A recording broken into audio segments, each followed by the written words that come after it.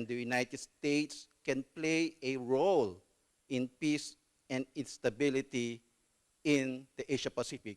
But this role should not be used for strategic encirclement of our close neighbor, China. You know, I'm writing a book.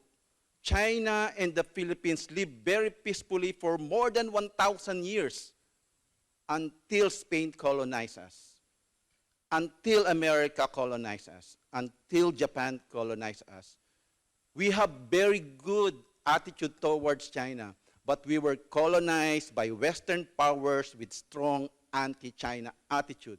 And now we're having that attitude too. We want to go back to our shared past of peaceful coexistence. The South China Sea was not the sea that divided Filipinos and the Chinese.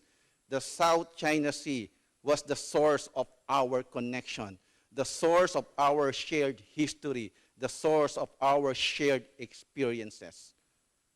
But that kind of history was distorted by colonialism.